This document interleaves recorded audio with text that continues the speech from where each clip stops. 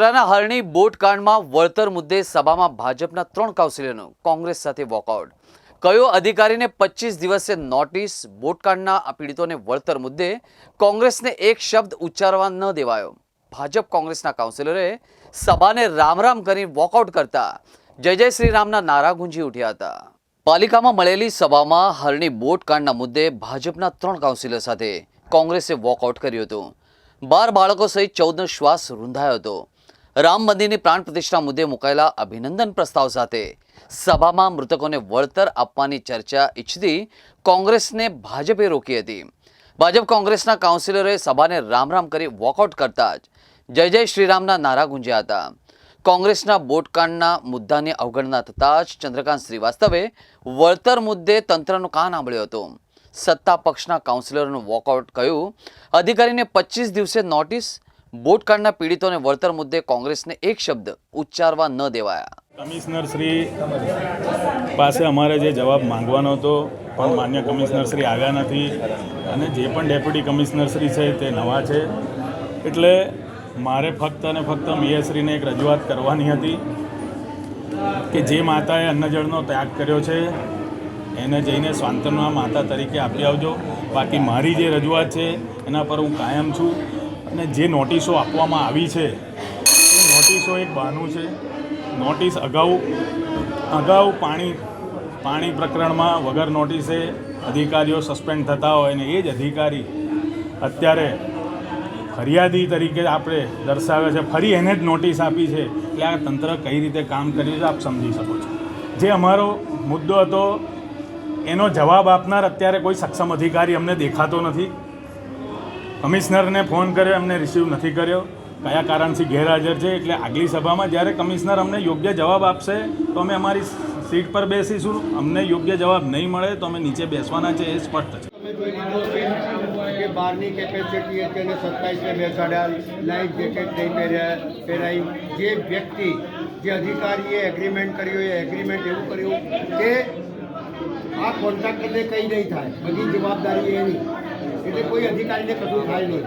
સસ્તા ભાવે જગ્યા આપી દેવી એ કોઈ કમિશનર સસ્તા ભાવે કોઈ પણ કોર્પોરેશનની જગ્યા આપી શકે નહીં.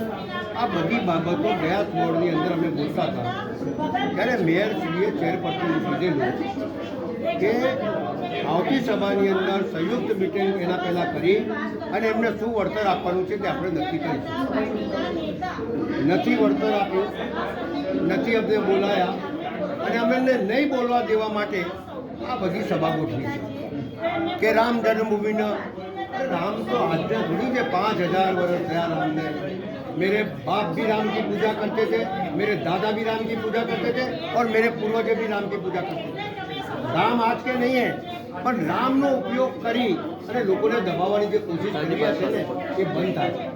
આપણને જ્યારે વડોદરા શહેરના વડોદરા મહાનગરપાલિકાના સર સયાજીરાવ સભાગૃહમાં જ્યારે આ અભિનંદન પ્રસ્તાવ રજૂ કરવાનો અને મારા સૌ સાથી સભાસદશ્રીઓ દ્વારા પણ અઢળક અભિનંદન વ્યક્ત કરવામાં આવ્યા, ત્યારે મને પણ અપેક્ષા હતી કે કારણ કે આ તો વડોદરા શહેરના નાગરિકો હોય કે આ વિશ્વમાં વસનાર કોઈ પણ વ્યક્તિત્વ હોય, દરેક જણ માટે ભગવાન શ્રી રામનું પોતાના નિજ મંદિરમાં પ્રાણ પ્રતિષ્ઠા થવી આદરણીય વડાપ્રધાન ભાઈ શ્રી નરેન્દ્રભાઈ મોદીજીના હસ્તે એ ખરેખર એક અલૌકિક ઐતિહાસિક ઘટના હતી.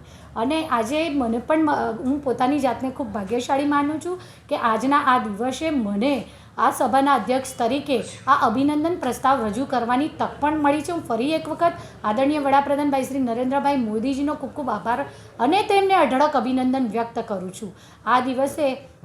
આજના આ દિવસે સાથે સાથે વડોદરામાં થોડા દિવસ પહેલાં બની ગયેલી દુર્ઘટનાના કારણે વ્યથિત તો સૌ કોઈ છે. એ પછી આપ સૌ મારા મીડિયાના ભાઈઓ હોય, પછી ઇલેક્ટ્રોનિક મીડિયા હોય કે પછી પ્રિન્ટ મીડિયા હોય, આપ સૌ મીડિયા દ્વારા જેણે જ્યાંથી પણ આ જે દુર્ઘટના જોઈ હતી તે સૌ વ્યથિત છે.